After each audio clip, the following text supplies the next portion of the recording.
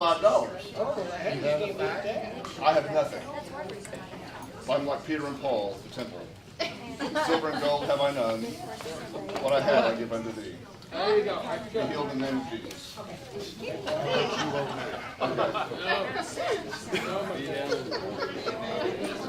you going to be on a street corner?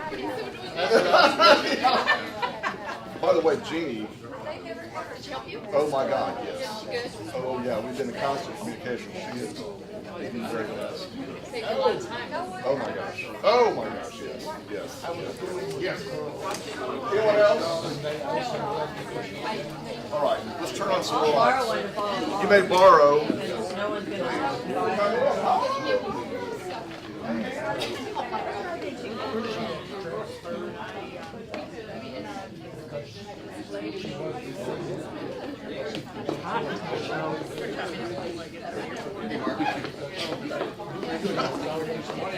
Say it.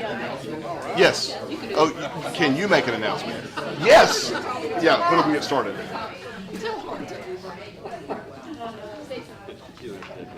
No, I was just ready. Then you could just lay back and relax. All right, Susie, let's do it.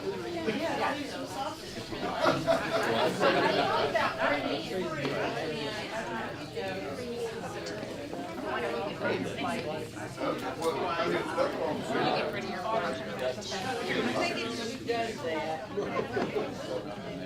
I know it. I don't.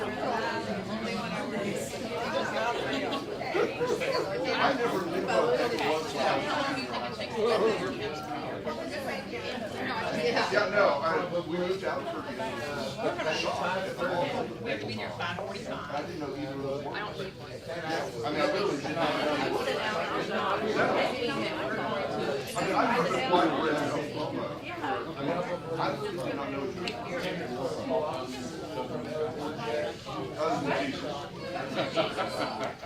I really did not know What time did we decide we were going to So, take you're a from picnic? Wisconsin?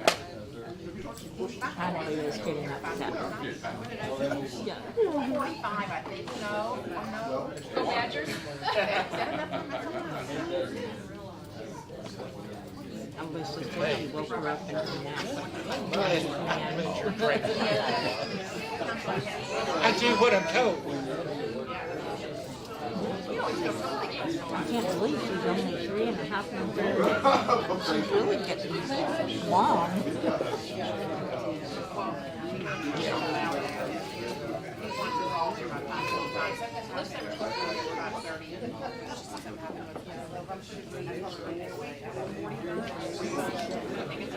Supposedly. All right. People love it. Yeah, Carol, Yeah.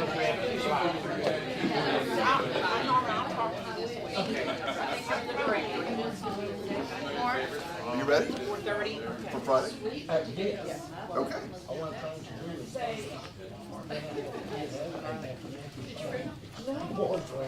Please do. Mark, When you go sit down and try it.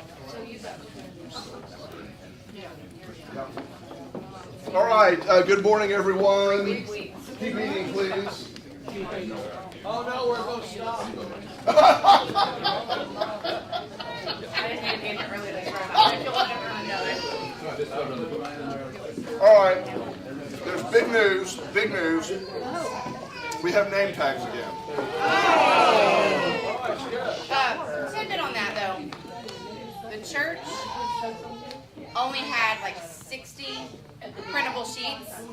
We just we're out, so not everyone's made. Just because we made all the 60 that we could. So next Sunday, if your name's not here, let me know. But I think we got most. Or there's It means you're not among the elect. Yeah. I just went through and took the roll. Which in this class might be a plus. Based on your attendance. Based on attendance, you're yeah. Aaron has an announcement. Yeah, just to bring you updated on Ryan, our pastoral residence. He'll be teaching this Wednesday at noon, if any of you are available to attend. And Sunday. Oh, and he'll be teaching in here on Sunday. Ryan will be. We didn't hear a thing he said. No. But I won't be here. Ryan, our pastoral resident, who we care for, there's a class, will be teaching in here next Sunday when I've gone to Canada with the Adventurers. Okay. And he's doing the Bible study this Wednesday. Yep. And he officiated the Lord's Supper at 8:30 this morning and did a bang-up job. Yes, good job. Yeah, they did. Yeah, really, They really good always job do. They do a good job. with that. So, Everybody does. all right. I can't wait till the prayer time to give you the other announcement, though. And that is Alyssa and Hadley are here this morning. Right. That alone is a wonderful thing. But Alyssa and Jacob and Hadley are very likely going to be moving to Norman, Oklahoma, up the road. Jacob is the candidate for the pastor position at North Haven Baptist Church in Norman, which is about 10 or 12 years old. Intentional CBF church start. And Really, it's closer than Oklahoma City. it's closer than Oklahoma City, and it is where that church is about 5 miles from where I grew up. All right. And they speak West Texan there, just like Jacob. It's sort of the same language. Is it anywhere near the campus? It's not Yeah. on the northwest, okay. So his call weekend is the 21st. So they'll be up there in Baptist language. We talk about preaching if you have a call. That's sort of an old-fashioned thing, but they'll meet up there, and hopefully all will go well. That church has only had one pastor before. A lovely guy named Mitch Randall, who went to become executive director of the Baptist Center for Ethics. He's on Good God this week. Oh, it's Young Good God this week. Yeah, Mitch is a good guy. Used to be, he grew up in Tulsa and then was pastor at First Baptist Bedford. It was one of those B words in the Metroplex. Have to go through the index in my mind with that. Please continue to get up and get food during our time together today. Let's see. What else do I need to tell you before we get into the lesson? Yes, Terry. Oh, yes. Very important. We are going to do back-to-back service projects because I love to do service projects. We're doing the food collection like we did last year for Wilkinson, and you guys were so generous. We did 13 baskets, so I told Heather we'd do 15 this year. So we're going to probably start that collection in 2 weeks, and we'll send out an email like we do with asking, for certain foods. And you have 3 Sundays to donate. And after that, we are going to do a coat drive. The Genesis shelter needs coats, warm weather stuff for young children. And I have a list of kids that they want stuff for. And so right after we do the food drive, we're going to do the warm weather drive. Great. So it's back to back, but be generous. I know you will. And I will drive people crazy with emails. What? Warm clothing for I'm sorry, cold cold weather. To make it warm. So sorry. Warm clothing Yeah, for cold weather. Yes. Yeah. Yeah. And I will give out little cards and you can pick, like, if you want a boy or a girl. It's children's club. Yeah, children's clothes. So you'll get all this in an email as Yes. well. Thank you, everyone, for that.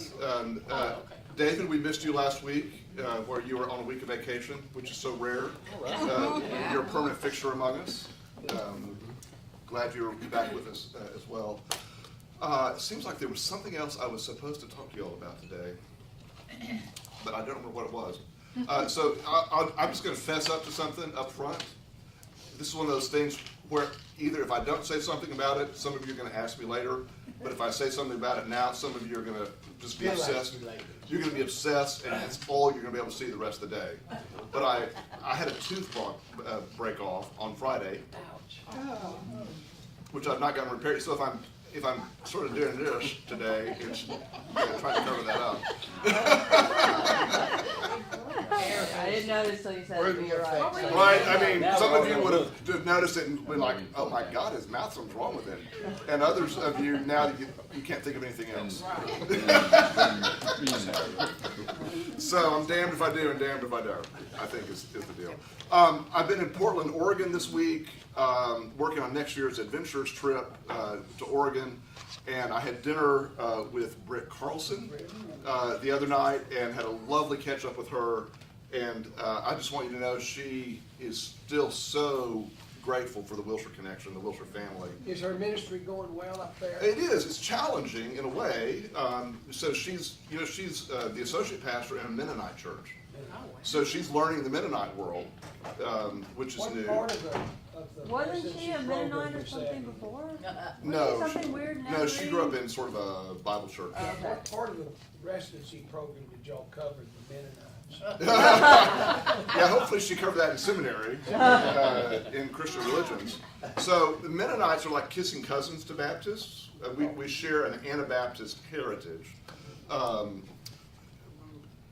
But there are some definite differences in polity and in the way the church functions. But you would feel very comfortable there. They're also sort of kin to Amish. And they're That's what also, I thought they were more like long skirts and no makeup. I mean, in the olden days, not now. yeah, not today. They're very progressive today. The Mennonite church is it's fully inclusive. Oh, wow. Britt's church is, of course, it's Portland as well. Right, I mean, it's a different place. But anyhow, she's, learning to navigate all that, and she wishes she could preach more, but that's not the position she's in. And but she does preach some. But she's, Portland. Britt grew up in Portland, in that area, so she's close to family and all of her sisters and her parents, and that's good for her as well. But she looks great. Sends her love to you as well. That's what I wanted to tell you. That I almost forgot. So today, I hope some of you have taken some time to begin reading this little book. If you haven't, please borrow one. It's an easy read. It's so easy, and yet it's so challenging. There are things that turn in here that just leave me almost speechless from time to time. And it's forcing me to think about, and I hope it's forcing you to think about, some things that you might not choose to think about otherwise. Because so much of the time, when we think about people with disabilities, we try not to think about people with disabilities. And yet there's so much we can learn from them as well.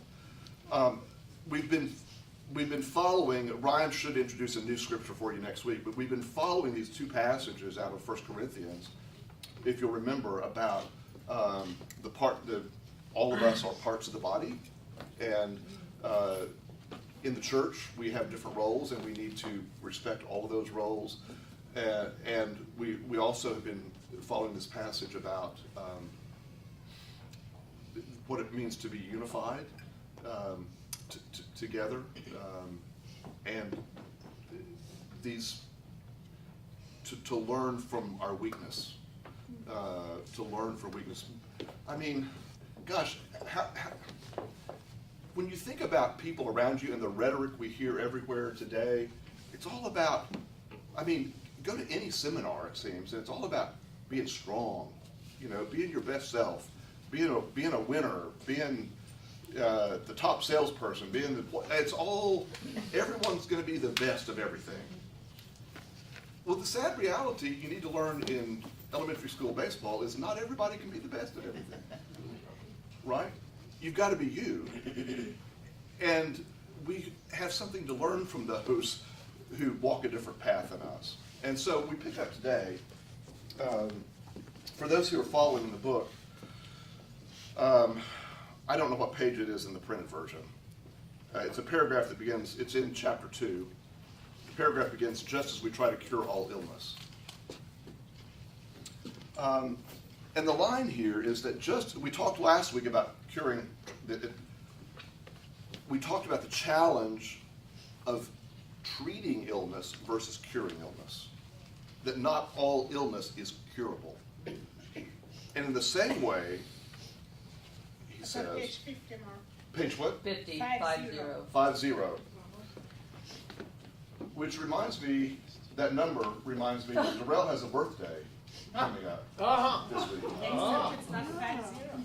I was going to let people think it was. Because I said that I don't want you to associate this. It's a rollover year though, right? You're going home. I'm going home. Oh, okay. Very good. Just as we try to cure all illness, we use war to make ourselves think that the world can be made safe. Think about that for a moment. Say that again. I'm going to say that again. Just as we try to cure all illness, we use war to make ourselves think that the world can be made safe. So war becomes the way to peace, which obviously produces more war. So as I was driving along the Oregon coast this week, I was listening to a special report that was sort of a documentary piece about prison reform, was sort of the gist of it. And if you dig into any of the numbers, and Donna, I'm sure you know these better than I do, about the percentage of the population that America incarcerates, I mean, it's astonishing compared to anywhere else in the world. And particularly when it comes to low-level drug offenses, which in some cases account for 40% of the prison population. Let that sink in for 40% of part of our prison population is related to nonviolent, low-level drug offenses because of mandatory sentencing and the harshness of that. There is the political will right now.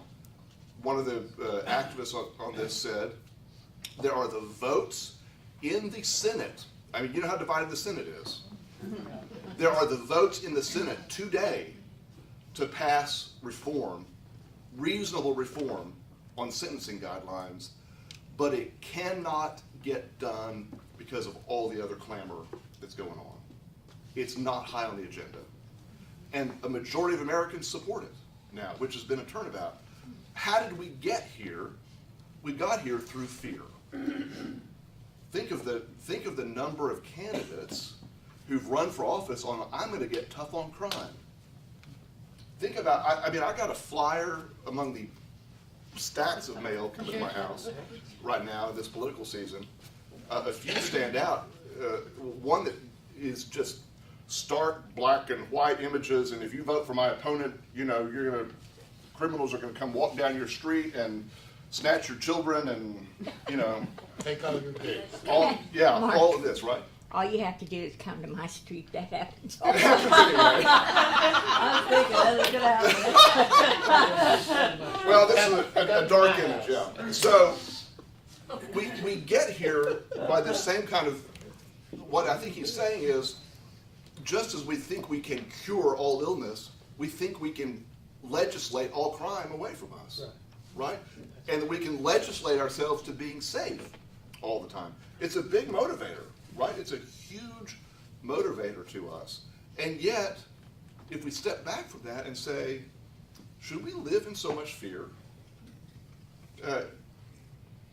Really, should the stature of a Christian be to be so motivated by fear that you will do anything to make yourself feel more secure? It's a big business, actually, right? I'm not saying you shouldn't be safe, but I'm saying there's maybe a line somewhere. It's a big business in Texas. Yeah. The prisons we have.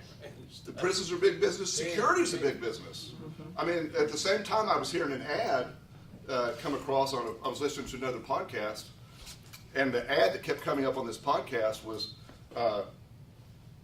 get our security system. It's like double security. You may already have another security system, but you need ours on top of that security system. And it's only $14 a month. And when your other security system fails, our security system will kick in and keep you more secure. And yes, Loda. Can you hear something scary? This week, a letter goes out to all of the election judges for Election Day, which is like 300 of them in Dallas. And it's just on Election Day, if you are a licensed concealed carry permit person, you can carry a gun, the judge can carry a gun to the election day. Oh, my God. Okay, here's fear. So don't make the judge mad. Here's fear. And I think the point that our author is trying to make at this point, Stanley Hauerwas has written this chapter, I believe. Am I right? Yeah. Is if we can't cure illness, we can't solve all other issues too, right? And what's a reasonable approach to this? And how does that inform how we spend our energy? Right? There's the point of that. What do you think about that? How does that strike you as, oh, so what? Or maybe I'd like to think about that some more. Well, this is kind of a devil advocate perspective, but just because we can't cure all illnesses doesn't mean we don't quit trying. So just because we can't That's solve true. all issues, it doesn't necessarily mean we quit trying. And that's an excellent point. Excellent point. I think Yes. that the starting point isn't, I mean, there's reform for adults and criminals or what have you, but it starts, how do we get there? We got there because of, adolescent issues or parents not being in a home or how many kids are in foster. Like, the problem isn't the crime. It is at the beginning, and when kids go to school and they see the difference, like you have someone below the poverty line Right. going to school with our kids. We're not, and they're gonna see that difference. I'm making sure that they have a new backpack, not a used backpack, food. Yeah. That I think you have to go all the way back. Just like with illness, it takes usually a long time to get sick. You have to go back and what was done 10 years ago, 15 years ago, 20, you have to go, but the problem is people get stuck in what do we do right now, not going back to this is where we fix this, or this is where we start. Yeah, and I think a good example of this disconnect is the abortion debate. Okay, because the two extreme sides on this, look at one point of the spectrum and not the other. So the easy thing to look at is those who are most strident in believing that life begins at conception and therefore there should never be any abortion of any kind, also are generally against contraception and sex education in schools, right? And you can flip the thing, and those who are all for sex education in schools and contraception, don't see that as enough along the way. And so it's no wonder the two sides can't talk to each other through this, right? It's like talking a different language. And it's inconsistent, but humans are inconsistent with this. Okay, he goes on to say, he challenges, this is hard, he challenges our notion of what progress is. Have any of you been to, how many of you have been to Disney World? A lot of you. Okay, in the main Disney park, have any of you been to one of the oldest attractions there that is called the Wheel of Progress? You may have missed it. This was originally conceived by Walt Disney himself, and it premiered at a World's Fair. Yeah. I think It's called, like where you're watching that turns around Yeah. and it has the lady with the band that helps Yes. you lose weight. back to 1950s and way it shows Yes. different eras, Yes, I've seen that. and you sit in one place, and the diorama Yeah, I'll turn it. circles around you, right? So it was set up for a World's Fair originally, and then Good place to duplicated. go when you're really hot there. Yes. You can go sit in air conditioning. Well, the whole notion behind that place, and there's a song that plays over and over and over, and I don't want to even think about it. In my head. So think about It's a Small World. It's That one plays a over and variation over on and It's a Small World, but it's about progress. And it's this utopian view of progress, that the world's getting better and better and better the more products we have and the more things we do, right? It's a commercial, really, for progress. And this made me think of this when Hauerwas says, by progress, we assume it means eliminating what threatens to kill us or at least slow us down. Slow us down. right? So progress inevitably means making life better for us. That is the notion. I think it's the definition of progress for all of us, right?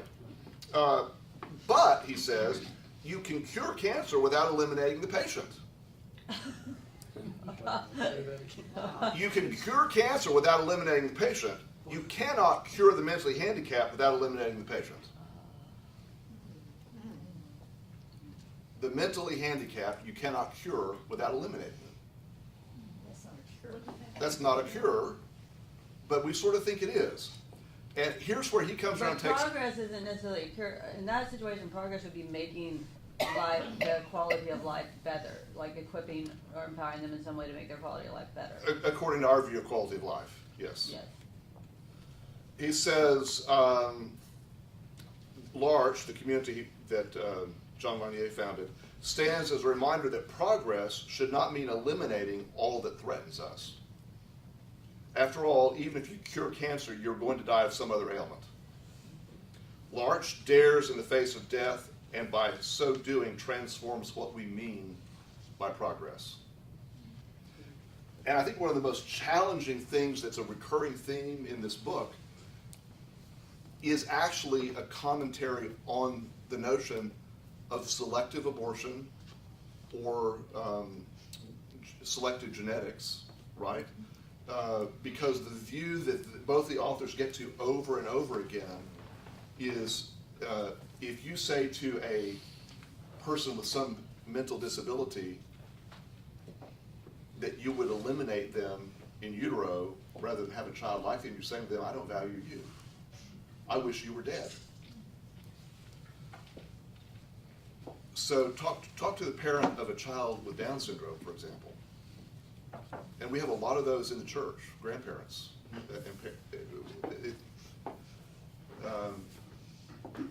I think they would have a different view on that, right?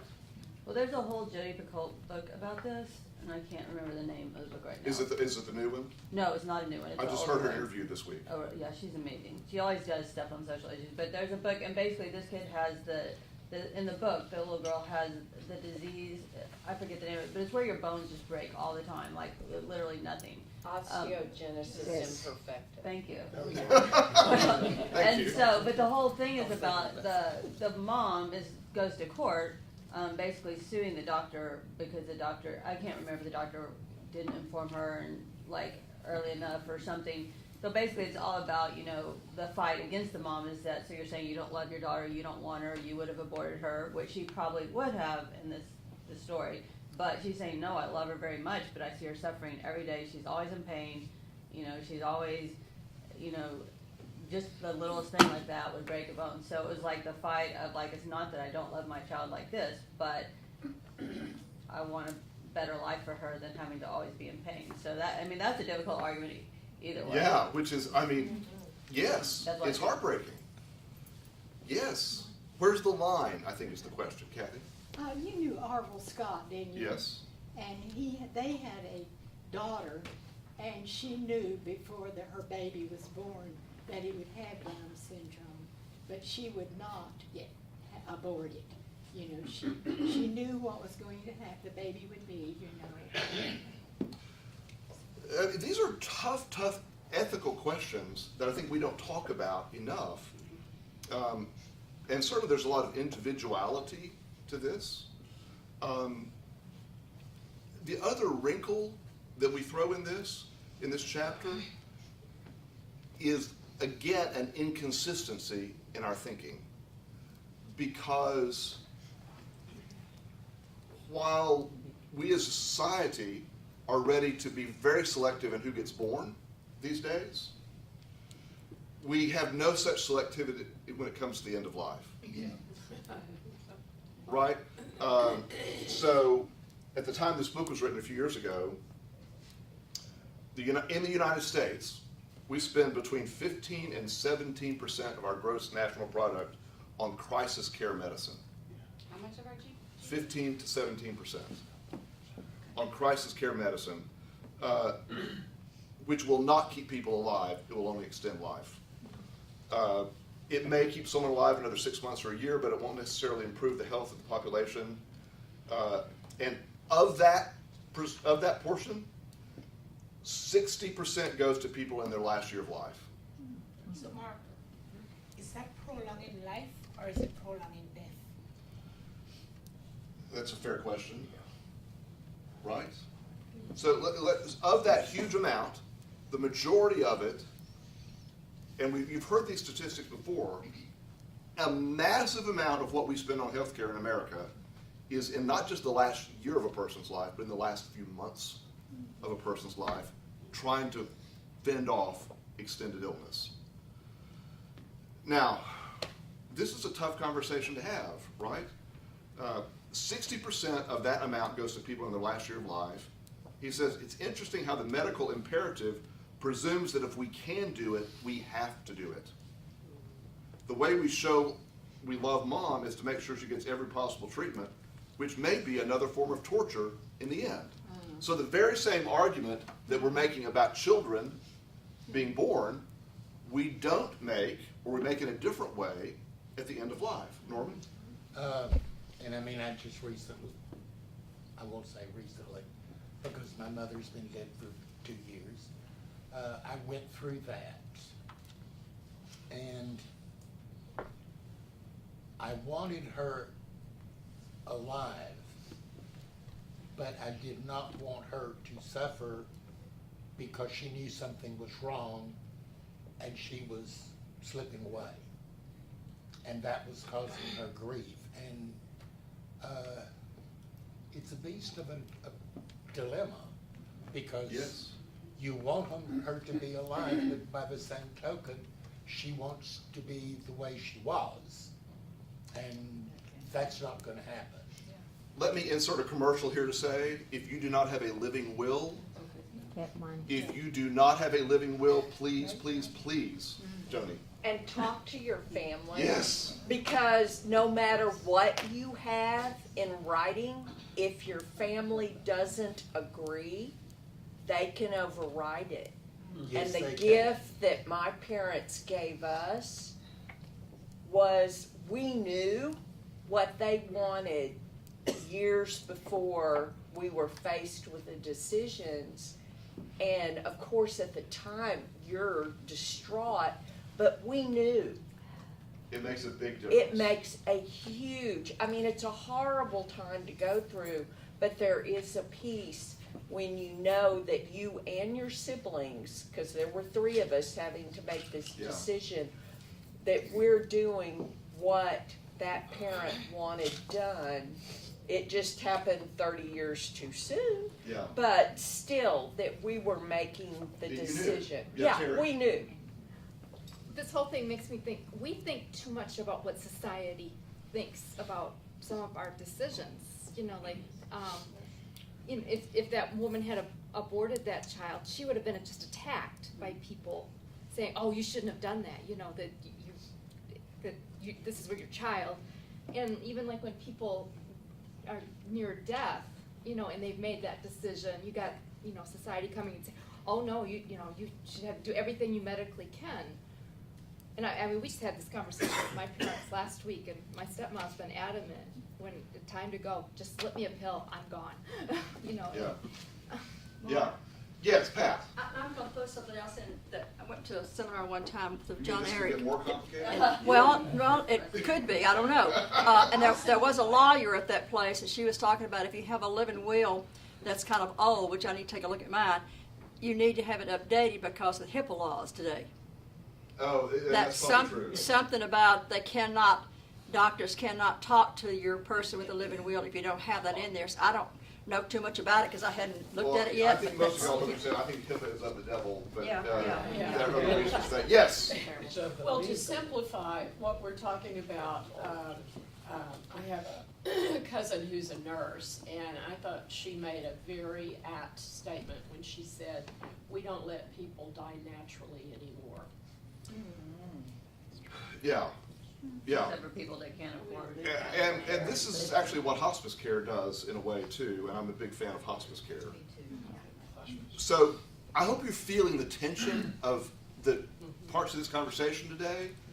Most of us, even smart people like us, have an inconsistent ethic about life. Right? So he goes on to say, this relates to the presumption that people should not have children if they've been diagnosed with a mental disability. I think that presumption is based on our understanding of compassion. And then he says, it is humanism gone mad. Just when you think he's a liberal, he becomes a conservative in this, right? We have to be careful what we mean when we say humanity. Christian humanism is determined by the Father's sending of the Son to be one of us. So humanism must always begin with Jesus' humanity. When that isn't the case, then in a world of speed and placelessness, compassion becomes a way to say certain people would be better off dead. What was one of the greatest arguments that successfully rallied people to be against Obamacare? Death panels. Death panels. Death panel. There are going to be death panels that tell you when you got to pull the plug on grandma. Well, it wasn't true, but it was so effective, right? And it plays to that same notion, right? That we're going to lose individual agency about this and our individualism. He goes on to say, the church can be tempted to underwrite a kind of universalism that confuses what it means to be lowercase c Catholic with what it means to be part of a common humanity. Before we had the world global, everything's about globalism today, we Christians had another word, Catholic. The word means that real people are connected with other real people through the office of the bishop. Before I finish that, I had a lovely conversation 2 weeks ago with a friend who is a Catholic priest, and he was complaining that in modern Catholicism, the role of the bishop has gotten so messed up that it is nowhere near what it ought to be for the church. That effectively a bishop is a CEO of a corporation or a manager of people. And in his view, diocese ought to be small enough that the bishop knows everybody and everybody knows the bishop, right? That a bishop cannot effectively manage 1,000 priests. Well, around here, those Catholic organizations are enormous. They're enormous, right? And so here's the point that goes back to this, where he says, this word, Catholic, means that real people are connected with other real people through the office of bishop. What we have in common isn't an idea, but stories. And I cannot tell my story well unless I also hear your story. The office of the bishop is to make sure that churches in their locality do not become isolated from the stories of other churches in their locality. And I think that has application to us as Baptists too, right? Whatever your flavor of Christianity is, if we become so isolated within ourselves, we lose the benefit of hearing the stories of other people. And we think that everyone thinks like we do. We get in this silo, right? That's not good. Oh dear. Okay, there's so much. Well, Mark, I have Yes. a question about that.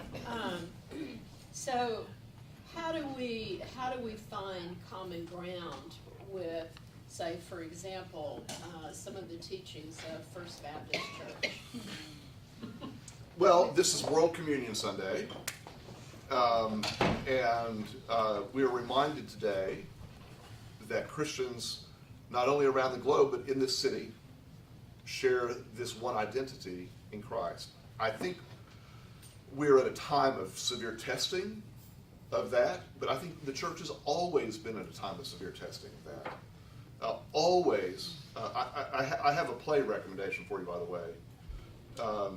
If you like to see live theater, get yourself without haste down to Dallas Theater Center and see Steel Magnolias. I saw it last week. Fabulous. Yeah. You've probably seen the movie version with Julia Roberts and all that. The original play is much simpler and hilarious and heart-wrenching, and it deals with the very same issues that we're talking about in today's lesson. I haven't seen that. Right? It talks about, it sort of gets at some of these life and death issues. I'm not going to give the whole thing away if you don't know the story. But it gets at that. So to this issue of how do we have this Catholic community, I think we've got to go to the root of it. And what's challenging to me today is there are times when it's very hard to see the Christ I know represented in what Robert Jeffress presents, right? On whatever the issue is, right? I cannot square his publicity-seeking narcissism with what I read in the Gospels. It does not line up to me. And I struggle. I certainly struggle with that. He claims to be of the same cloth that we are of, and he probably thinks we're heretics as well. I guarantee you. Right? And this is the challenge. Yeah, I don't have an answer. It helps to remember what scripture in Daniel, is it second or third Daniel? And he's telling the king, God put all kings on their throne, and he'll take, Nebuchadnezzar was, Right. just look at what happened, and it didn't get better, but it was all part of the plan. Well, go hear a sermon on Job today, and you'll feel better about everything. In a twist of world, I think this is a challenging and important question about this notion of being the body together. For the sake of time, I've got to get us through the end of this chapter because I told Ryan to pick up at chapter 3. Here's another challenging twist to this. He says, I hate this. We have all the time we need in the world, in a world of the deepest injustice, to care for one another. What? How do we possibly have all the time we need to care for one another? There's so much injustice in the world. He says, right now, people are dying of hunger, and you are sitting and reading a book. I'm more likely than not am sitting writing another one. Then he says, we have time for this not because we choose to ignore the poor, but because we believe there is a faithful and an unfaithful way to feed the poor. And part of that is taking the time to sit in a room like this and have a difficult conversation about things like this. Because all action can be bluster if it's not grounded in some truth. Why do we gather on Sundays instead of just going out and serving people? Because we need to be recentered ourselves. If we are to be the body of Christ, every once in a while we got to get the parts of the body together before they go off doing their things. All right. Last thought is this. In a world determined to cure those who cannot be cured, Christians should refuse to do anything other than be with those Jesus taught us to be loved by. That is, those we help by simply being present. I wish Gina were here today, who is a chaplain, as you know, over at UT Southwestern.